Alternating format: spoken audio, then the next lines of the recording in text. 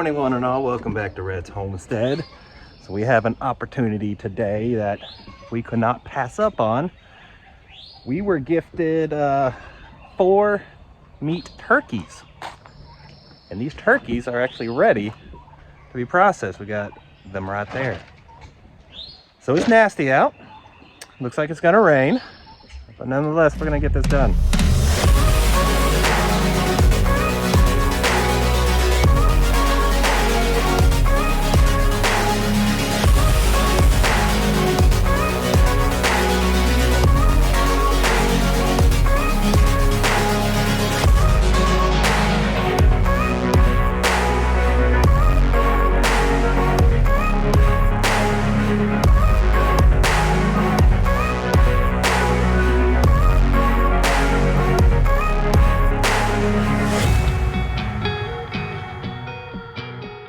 We are done. Halfway cleaned up. Had to change a lot of things. First off, my plucker over there can't handle a turkey this size. So we actually had to clip the wings and some feet before running it through the plucker. We're experiencing technical difficulties. So sorry guys, but my audio just seemed to have cut out in the video. But basically what I'm telling you is how difficult it was to do the turkeys, and how we probably won't be doing them in the future, at least by large scale. But we were just gifted these 4 turkeys with someone raising them with the plans to butcher them themselves. But a little tip is, do not name your turkeys if you're gonna butcher them for meat. If you do that, it's gonna be difficult to butcher them.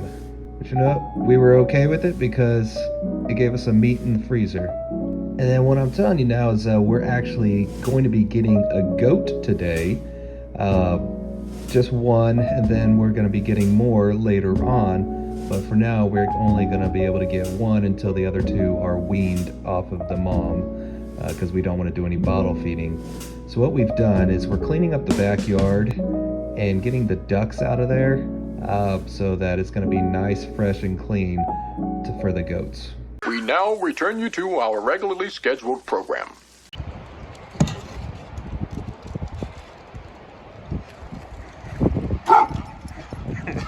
This thing was banging against the wall over here because it's so windy, and now Tron is very freaked out by it. He will not come close to the sign, so I'm just going to lay it on the ground over here. There you go, Tron. You little scaredy cat. Tron's favorite spot in the summertime. Everything is finally cleaned up. This is another thing we've been putting off for way too long, is just cleaning up. We've had these terrible storms and everything was muddy. I mean, we've lost pretty much all the wood chips that we had in our chicken run area. And I mean, everything's just been a mess, and we've been cleaning up a lot. And we just got back from the store with all the goat supplies, and now Shannon, that's what she's working on. And for me, I'm gonna go help her with that. But first I had to make sure keeping this on ice all day, letting the body temperatures get really cold before we bag them and freeze them. One area in particular that was really nasty and literally required a shovel to clean up was the duck area. So much rain that all this washed onto this, and it was just like an inch thick of mud, plus all those quackers back there just made a big mess. So we're just kind of throwing down straw, just throwing down straw, absorb some of this water, and if it rains again, maybe it won't get quite as nasty. At least hold up for a little while. If not, it's stuck. Yeah, if not, then at least it's, you know, it's better than just dirt. The ducks did a number to this area. As she wraps that up, I gotta kind of update on what we got going on in the garden. So I am slowly beginning to pull all these lettuces up. They're starting to bolt. I just feed them to the rabbits, chickens, whatever.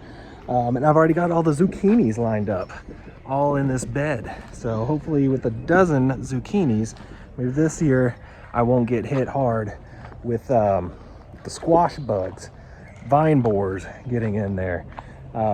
Couple things, we do have BT, the Bacillus thuriside, that if we can try to remember, has a great to keep away caterpillar, moths, worms types, you know, pests that will get on your plants.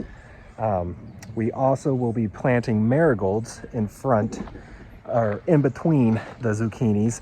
That is a very good pest deterrent. I already do that with all of my tomatoes, and it works extremely well. But you can see now I've got all the cucumbers in the ground, and I added this right here. All it is a couple T-posts with electric gauge wire, and that'll allow the cucumbers to climb up.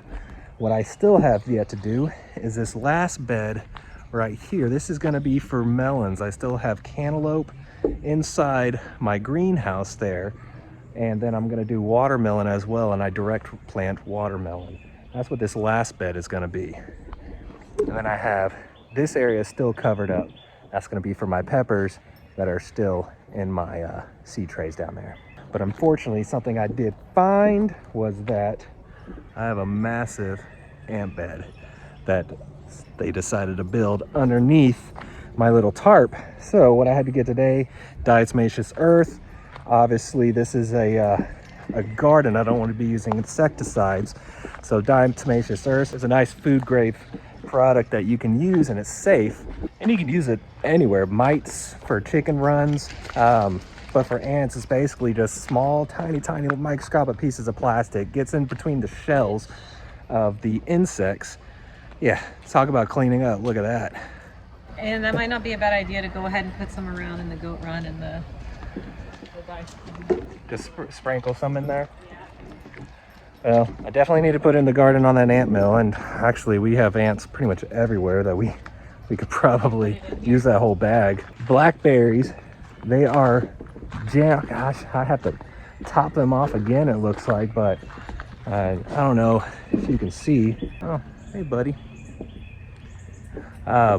Jam-packed filled with blackberries. I mean, we're gonna have thousands. The grapes, we are finally gonna have grapes on this property. I did grapes very successfully in that old house, and I haven't been too successful here, but you can see this is starting to vine up, and we're definitely getting some production. Gonna have a lot of grapes this year. Something I never knew is bee balm grows pretty tall. That's bee balm.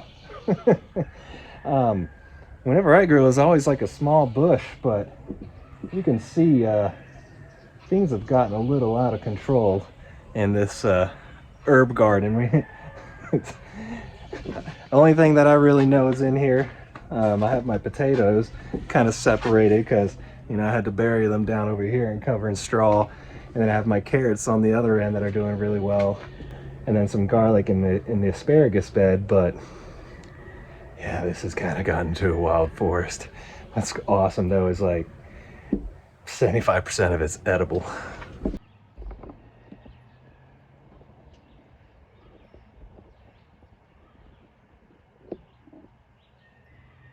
So what kind of additives do we put in the garden, into our garden soil? Well, this is just standard topsoil. That's all it is. And then what we add to it, I do add a couple like raised bed garden mixes. I'm talking like maybe 1.5 bag for this entire 50-foot bed. You know, not, I think I used 3 bags in total for the entire garden. That's just to add a little bit more texture to the soil. Topsoil, the one we have, can get pretty compact, and the raised bed garden mixes that you can buy have a lot of like woody material in it, and that kind of breaks up the actual compactness of the dirt. And then I do add, and this is just for the initial when we come out of winter into spring, I'm uncovering the beds. I do use some black cow manure on top, just kind of mix it in just a little bit, usually like that top 1 or 2 inches. I'll just get a rake and mix it in. But my number one fertilizer throughout the entire growing season are these guys. And you can actually see, I haven't collected, but all that is about 7 inches deep of rabbit poop that I should probably collect. It's starting to pile up, but that is just, you lay that on top and you're done. It'll seep the nutrients into the soil every time it rains, and you just top dress your beds. Another thing we'll use as well throughout the season is comfrey. You can use it multiple ways when it comes to a fertilizer. Easiest way is we have so many that just grow up randomly that got spread by seed the year before. We'll pull those leaves up and we just lay them next to the plant. Just lay them on the ground right next to the plant, and it'll eventually decompose, and all the rich nutrients will actually go into the soil. You could also do like a comfrey tea, mix all the leaves with water, let it sit for a day or two, and then just use that as a liquid fertilizer. That is a kind of a caution because it's a very strong, potent, and smelly process. Uh-oh. Coming.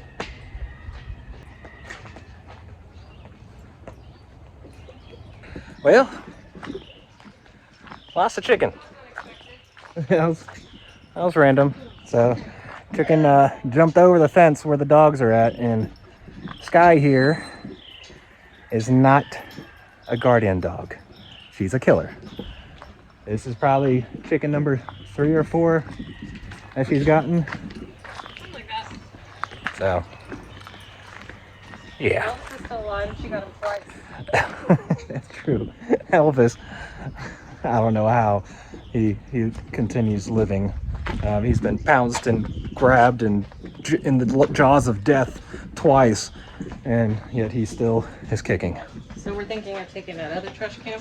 Yeah. So we'll take the small one, use that for the goat feed, since we won't need a lot of it, and then the big one we can bring for the chicken feed.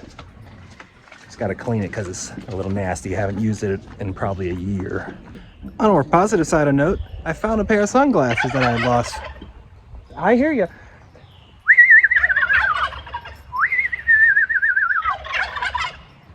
Got to talk to your turkeys.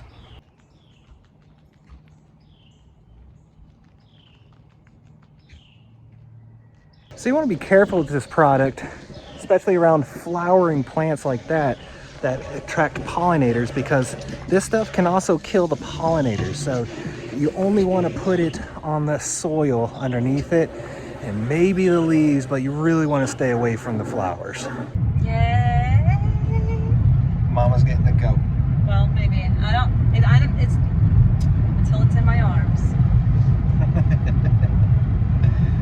Yeah, little guy. It's what, 10 weeks? 11 weeks. 11 weeks.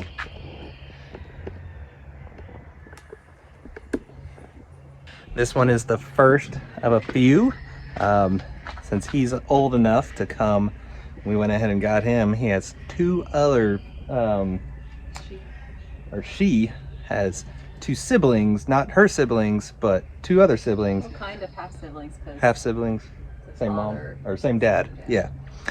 They'll be coming once they're completely weaned and off of mom in about a month and a half. Something like that, July 4th.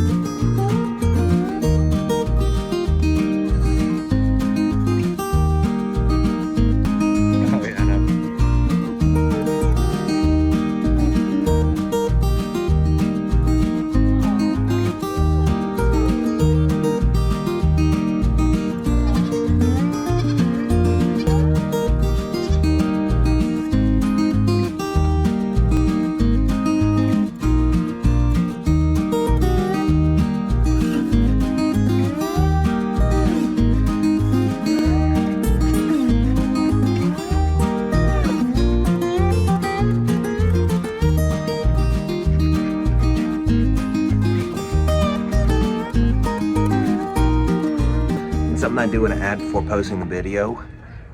We did bring her over a little friend. Now, this one has been here, the one on the collar before when she was first brought to this area. They're our neighbors. And so she was here for a little bit while they were setting up a pen.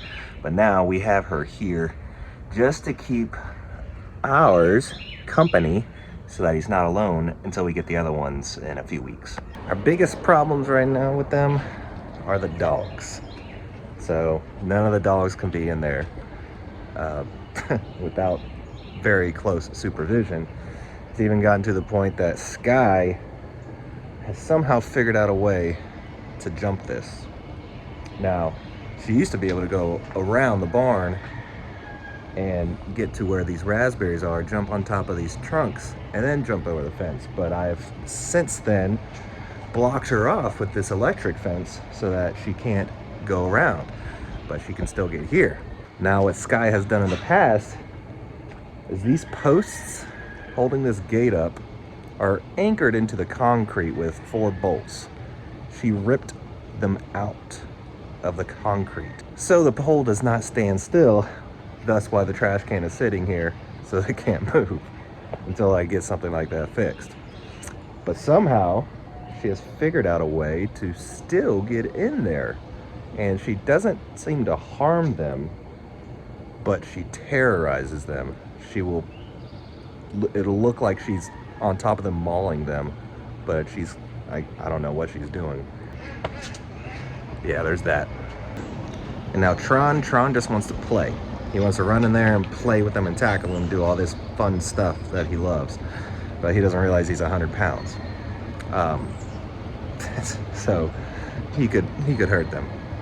And now Cora, she just likes to stare at them. So we've had her in there and she showed too much interest, but of all of our dogs, she's the smartest and probably, I would say, the best behaved.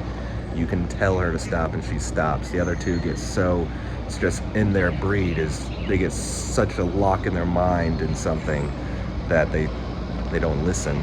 I mean, partly their breed, partly our training, probably lack thereof. But Cora, she just gets obsessed. She'll sit there all day.